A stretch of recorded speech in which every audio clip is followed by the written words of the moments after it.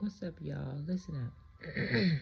We need some psychologists, child psychologists, uh, mental health professionals, or grief specialists to figure out a word or a name for it if they haven't already, and let me know what describes this behavior. Because here's the energy that I'm picking up. Now, you guys all know that I've lost my eldest son. Okay. Now, what the energy is now is that my youngest son, who is having difficulty grieving, the energy that he's in reads like this.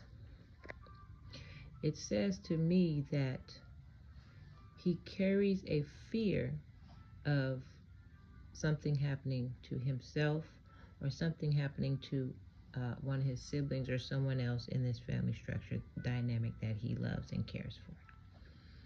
And so what he does is he's angry with me because he wants to see me exercise a level of control over beings uh, who are growing up and learning to navigate themselves through the world. So, for example, he wants to see me have a level of control over my other children, you know, and it's off the basis of him fearing something happening to them. So he wants me to hold them close to an extent that may be unhealthy. Okay, now he knows, he understands that me being a woman, a mother, um, my stature only allows me to do so much with them. And he understands this because he himself does not listen or bucks against being obedient to the things that I tell him to do, right? And it's no different than my eldest son, who once he hit a level or an age of what they call manhood, he had to go and find how to navigate in his manhood.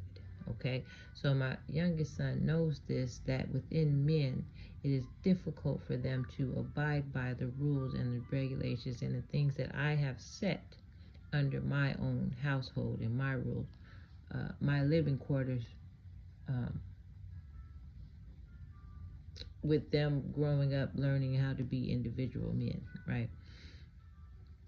So he takes a lot of that anger out on me, right? And he bucks against the system because it's almost like he wants to be in a back and forth battle with me as though I'm a man trying to find a level of control over him that he really wants me to have, but then he bucks up against it or fights me tooth and nail, right, in order for me to have it. So the underlying energy is that it's grief and there's some kind sort of fear or antagonistic emotion, right? And it comes up under this umbrella of loving his family, loving his brothers, loving his sisters, and not wanting to see anyone else harmed. So if there is a name for that, this kind of behavior exerted, I need someone to leave in the comments, tell me what that's called, right? Because so often we go to the white people's way, and we let them tell us, oh, they have autism, oh, they have ADHD, oh, they have, and all these things that may not be the underlying issue, may not have to go to extremes of mental health, but it may be needing a sort of a level of directing, right? And then what happens is they carry that throughout their life into adulthood.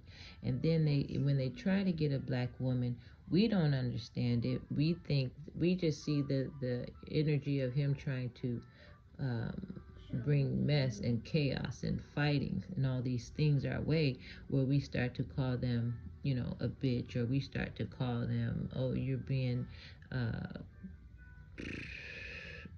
what's the word? You see a lot of dudes who want to be females wanting to fight on women, right? So we start basically feeding the fears that he's already carrying within himself.